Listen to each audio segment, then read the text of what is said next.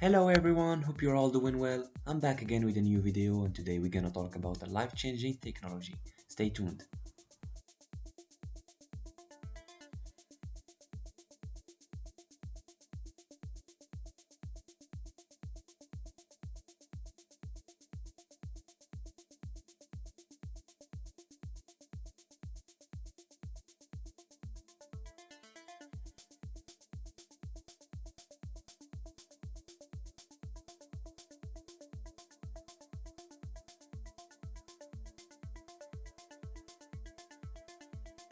As the time continues, we're becoming more and more involved with the technology we're creating.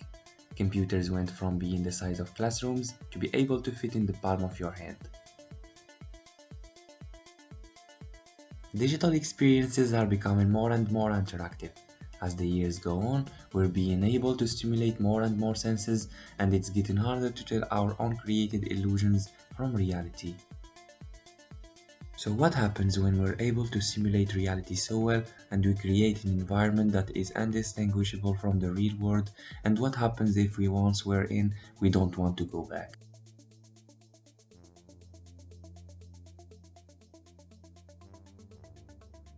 Virtual reality seems extremely futuristic and a relatively new idea, but it goes back pretty far and its origins are not as recent as we might think. Many people consider that one of the first virtual reality devices was called Sensorama, a machine with a built-in seat that played 3D movies. The invention dates back as far as the mid-1950s. For many of you, you might already be familiar with the concept of VR, but for others it's a strange sci-fi concept that they can't wrap their brain around fully. Others just haven't cared about VR because of the price tag, but now are curious because it's becoming as affordable as a Nintendo Switch. This video is specifically aimed at those who are new to the concept of VR and are interested in why it's important. Virtual reality, or what we might call VR, is a simulated experience that can be similar to or completely different from the real world. Applications of virtual reality include entertainment like for video games and education like medical or military training. Virtual reality devices can stimulate multiple senses, such as your sense of balance, while also immersing you in a story.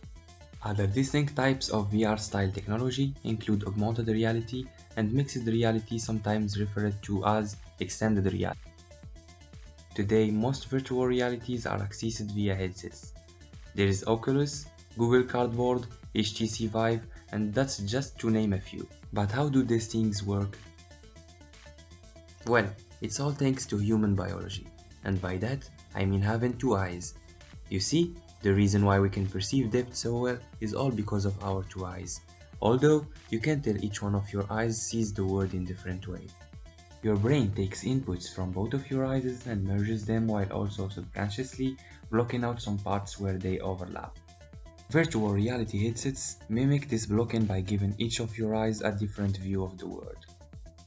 A person using virtual reality equipment can look around the artificial world, move around in it, and interact with virtual features or items. The effect is commonly created by VR headsets consisting of a head-mounted display with a small screen in front of your eyes, but can also be created through specially designed rooms with multiple large screens. Virtual reality typically incorporates auditory and video feedback, but may also allow other types of sensory and force feedback through haptic technology. The ability to enter and walk through the virtual world and handle virtual objects using hand gestures makes VR interactive, and this is one of its most important features. The goal of VR is to provide human beings with a virtual environment where we can interact with a computer just as we do in the real world.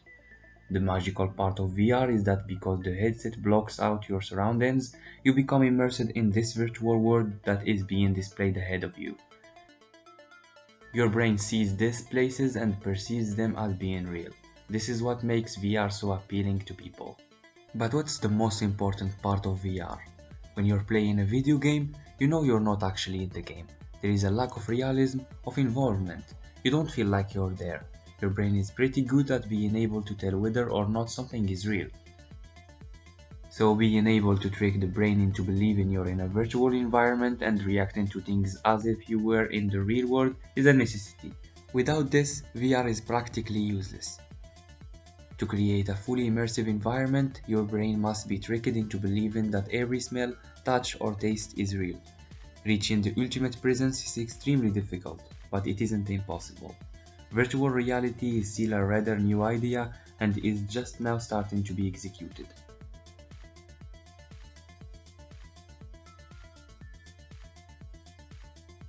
In your dreams, you could fly, you could play an instrument you want, you can meet people who have died hundreds of years ago, but your brain still somehow believes that whatever you're seeing is real. The best and most realistic virtual worlds will most likely be ones that can mimic how our brains function while we're dreaming. Virtual reality is most commonly used in entertainment applications such as video games and 3D cinema. In social sciences and psychology, virtual reality offers a cost-effective tool to study and replicate interactions in a controlled environment. It can be used as a form of therapeutic intervention.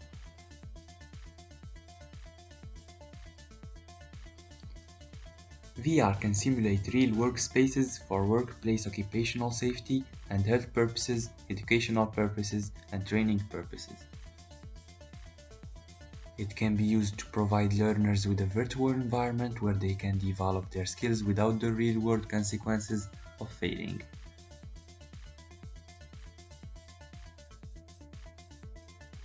VR can also be used for healthcare training and educational for medical practitioners. Medical students can use virtual reality to practice dangerous surgical procedures without actually putting anyone's life at risk. Mistakes aren't life-threatening, and learning becomes much easier and less stressful. Virtual reality can also be used to improve mental health as well. For people who suffer from different forms of anxiety, VR can provide cheap and simple solutions. For example, someone who struggles to speak in front of a large audiences can use virtual reality environments to help them train themselves to situations in real world. They can start by talking to one person and then progressively continue expanding until it becomes easy for them. We can also talk about the social aspect of VR games like VR Chat, which allows any user to step into a virtual environment and hang out with friends from all over the planet.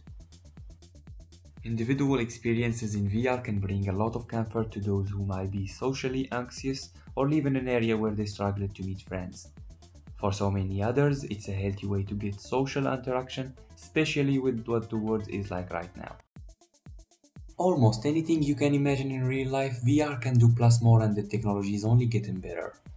Assuming we manage to continue to advance VR technology year after year at an exponential rate, there seems that there is inevitably going to be a day in the distant future where virtual worlds seems just as complex as our day-to-day reality. Realities that once we enter, we are better and more enjoyable than the real world.